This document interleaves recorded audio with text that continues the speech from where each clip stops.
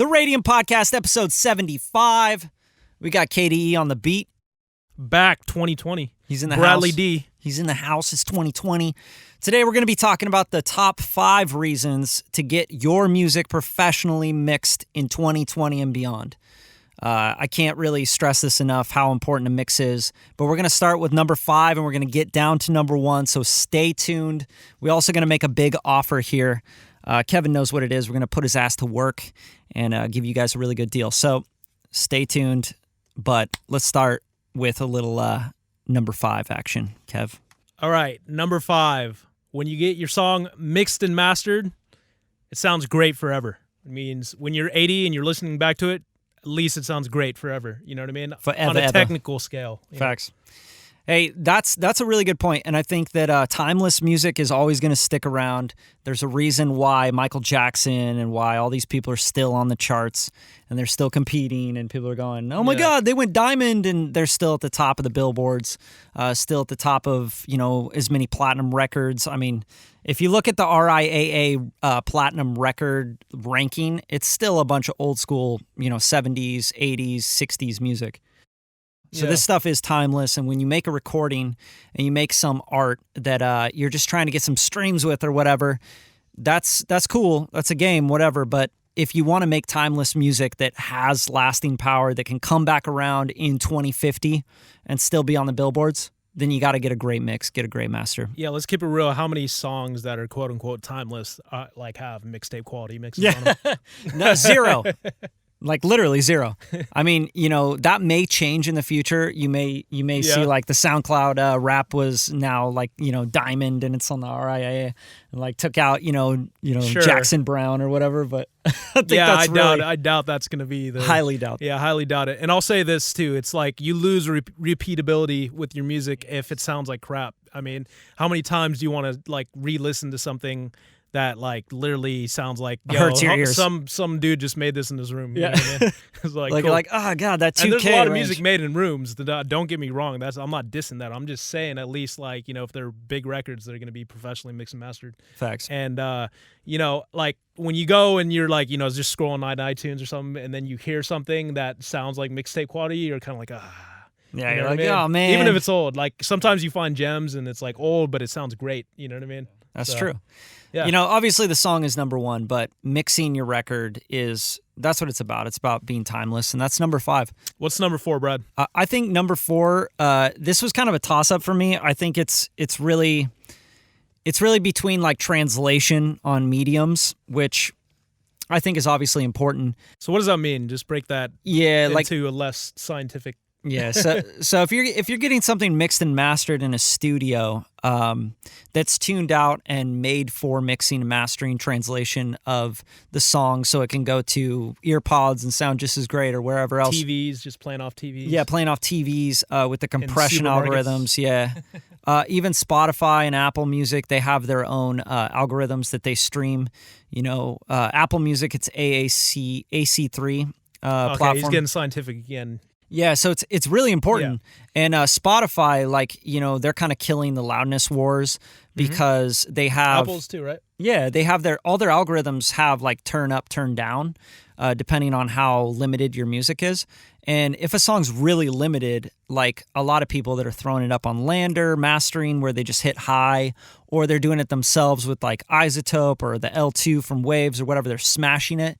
Those songs can actually sound a lot smaller once they get to these mediums, because what they are doing effectively is you're putting it out, distributing it through CD Baby, DistroKid, whatever, and it's ending up on a platform where they're just turning it down. So your loudness doesn't matter anymore. It's about how big, how deep, how wide. And a lot of times when you compress or limit really hard, you lose dynamics, you lose width, you lose depth, unless you really, really know what you're doing. Which is why we need translation, right? Does it sum to mono? Yeah, does it work? Are you losing a lot of stuff? Yeah.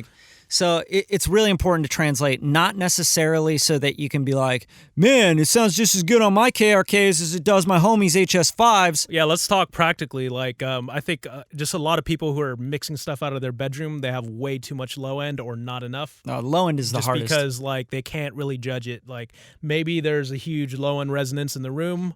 It's either going to kill their low end, so they're, like, pushing a bunch of 808 in their track. They push a shit ton of low end. Or they can't, or they hear too much already and then they're cutting a bunch of 808s. Like, so, yeah, that's typical. And the truth is there's a lot of like software out now to fix your room. But if you don't understand what that software is doing, you could actually hurt yourself even more. Yeah. Because I know a lot of people are going to argue like, no, there's this new software. I got Sonar Works, dude. I shot my room and it's fine. I just fixed all the problems. That takes away a lot of things. You can get a lot of phasing going on. You can phase out the sides. You could phase out the depth. You could lose the top end detail and you're not translating again just because you got your center image better or because Sonar Works went and boosted a ton of stuff where you had a dip. It's not taking into effect a lot of things. Mm-hmm. Like it's not like modal ringing is a big problem, and modal ringing cannot be treated by EQ. It's something that you have to trap within the room. You have to tame that ringing. Yep. And in the listening position with certain rooms, you're always going to be sort of handstand. Yeah, you're kind of like you're kind of taking and giving. So you got to figure out like where you can hear the low end better or where it's going to translate better, listen on different systems. But for me, translation at number 4, the most important part about this is that when you're trying to get in front of like people that can actually change your life, you have a record, you did it in your bedroom, your homies say it sounds good. That's great. That's one thing.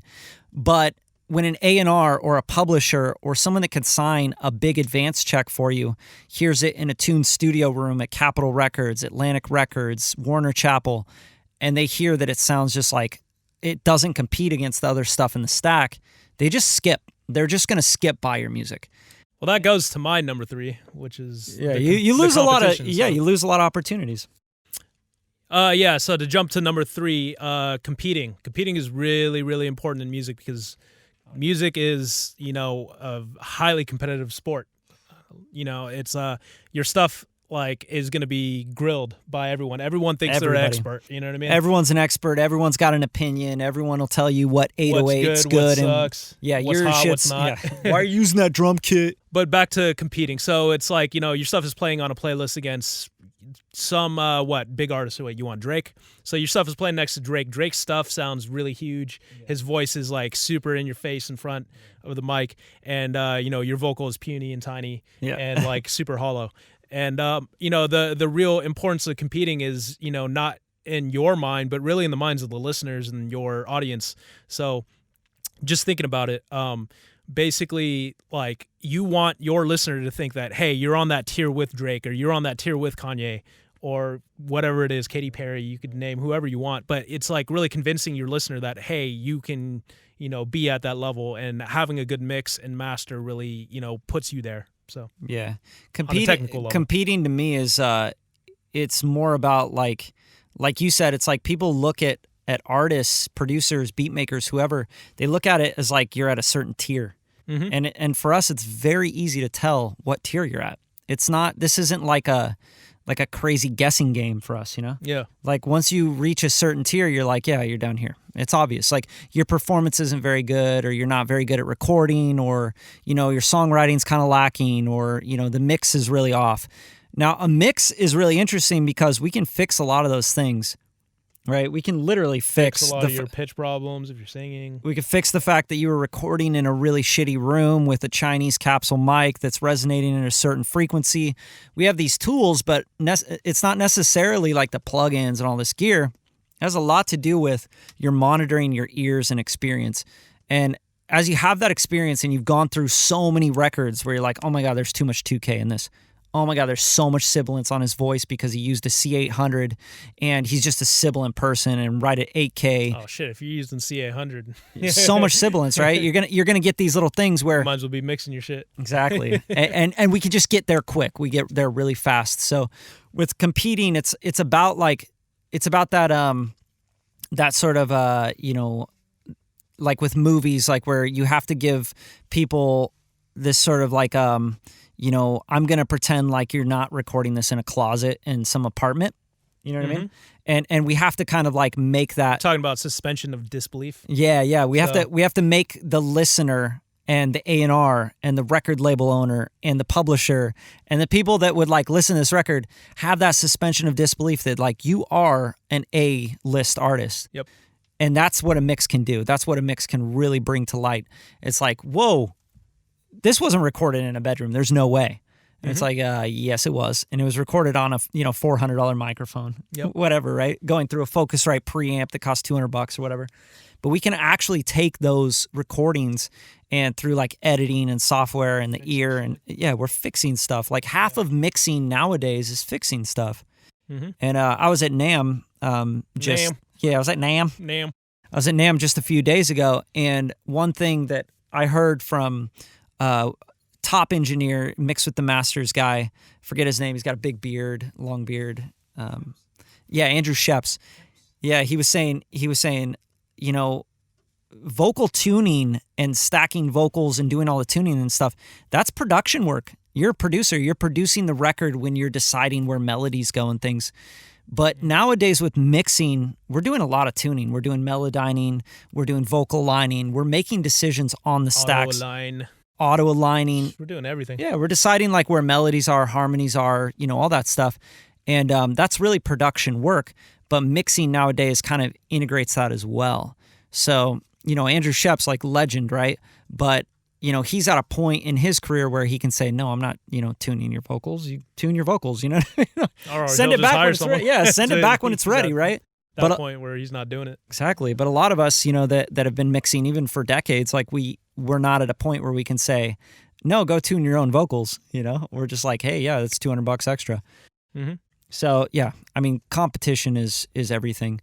But let's get on to number 2, right? Because what is it, Brad? What you got for me? I got notes, what man. What you got, dog? I'll win in on this. We have we could go number 15 if you want, but we got a lot, so we got to dwindle it. Mixing is so important, man. Yeah. It's unbelievable because mixing is like I said, it spans everything. It's getting into arrangement, it's getting into production and everything.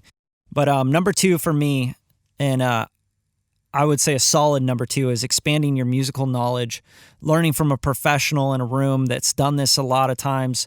This can work against you and it can work, for you, right? Because if you are working with someone that's kind of like telling you they're a professional mixer and they've mixed with all these people and they got these credits, like do your research, like look on IMDb, look on, credits. I guess if you're doing like score stuff, but all sorts of stuff, all music, right? There's discogs.com. There's tons of places, but you can look up people's credits. Like you don't have to take their word for it in their IG bio, right? But this can work against you or for you. Like you can work with someone that's like, yeah, man, your shit's hot. It's dope. And they're not going to tell you if they like it or not or whatever. And they're going to send you back a mix and master that may not be competitive. You may not learn anything from them, right?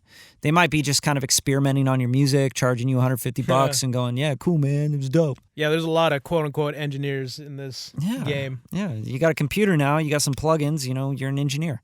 You got to know the science, right? Yeah, physics. That's you don't have to get a doctorate to be an engineer. So it's really easy to claim to be a mixing engineer nowadays without any credentials. So, and I get asked that a lot. Like, well, is it really about your credits? And I'm like, yeah, it's your credentials. It's the only credentials we have in this industry. Kevin and I both have degrees in sound, but that doesn't mean anything to anybody in this industry. They're like, well, what have you done? Yeah, right. Where are your credits? Like, what records have you worked on? They want to hear what you've done. They want to see what you've done and see where you're at, because that's where you're going to be able to claim that you're an engineer, you're a mix engineer, whatever. So, all this stuff is really important, like doing your research, but also like finding the right fit for an engineer. Yeah, but let me jump off what you were talking about, I think earlier, which was basically like when you're working with a mix engineer, and hopefully you're working with someone that you're like, quote unquote, collaborating with. Yeah, a lot of that. More. It needs to be. And what it'll do is it'll teach you how to build a record. He's gonna complain. It's like, yo, you have like 3 sounds in the same frequency spectrum. Yeah, you should arrange it better. It'll teach you arrangement. It'll teach you, especially if you're producing, better songwriting, better stacking, better recording. Yeah, so all sorts of things. It'll really up your game as far as if you're really collaborating with someone. And I highly recommend that whoever you work with, you're really talking to them and not just like, here, upload your files, and then they send you back a mix. It's like, really, it should be a process. 100%. So. Like, especially like, I hear this from a lot of independent artists. They go and they spend money on recording studios, recording time. Mm-hmm. And just to go into a room where someone just hits record and goes, yeah, hit another one, hit another one, hit another one. They're not comping. They're not giving you feedback. They're not helping you produce at all. They're not vocally coaching you, vocally producing you, telling you, hey, why don't you try a double? Why don't you try up an octave? Why don't you try down an octave? Why don't you stack this? Why don't you do some ad-lib spotting? Why don't you do this and we'll build out the chorus a little bit more? If you're not working with someone like that and you're paying $25 an hour to record at their studio, then you're literally paying for something you could just go to Guitar Center and do. You could literally just go to Guitar Center, pay $25 a month on your spend a week on your credit card, learning some basics about a DAW. There's just no point. So when you pay anybody, they should be giving you that coaching, that feedback. They should be able to give you, more than just a recording or a mix or a master.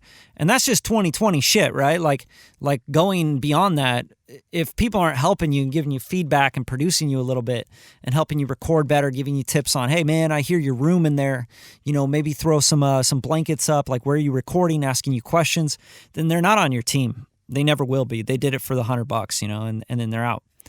But this is really important, and what we do with every single client that comes through this door, and it's something I push a lot, is that I want to be able to educate the independent artist that's recording themselves. They want to learn more, right?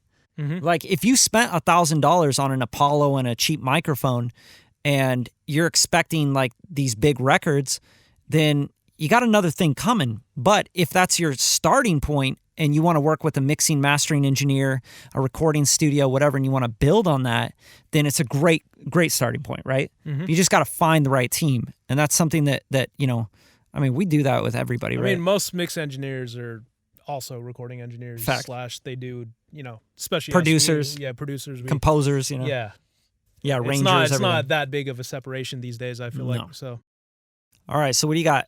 We got a drum roll for number one. Okay, we got to decide. We got to do a little huddle because number one has got to be a powerful one, Brad. Yeah. So you got to help me out here. What's... All right. Well, I got to build business partnerships and networks. Yeah. And I think for me, like that's pretty substantial. I think what would be a good one is like, just taking this to like the future again. Yeah. So what's happening in music is there's a lot of people in music right now, and there's a lot of like, there's a lot of fish in the sea, if you will. Yeah. And a lot of dabblers. And it's really about, we've already talked about, competition and standing out. But I think I think our number one should be is really like the curation situation. Yeah. Where there's a lot of I guess items on the shelf, you know what I mean? If this is a grocery store, there's a lot of grocery offerings with music, you know what I mean? So it's like there's a lot of, and what's happening is there's a lot of curation these days. Mm-hmm. So Spotify, Apple Music, and all these other big platforms, they're curating stuff. So if it sounds like shit, if it's like, poor quality, it's just gonna get pushed down the algorithm, you know what I mean? Yeah. So algorithm's getting rid of you. So number one, I think curation, that's a really good one, and it's a good point. Yeah. Curation with music and the platforms, these platforms are technology companies. That's the first thing you have to realize and you have to remember.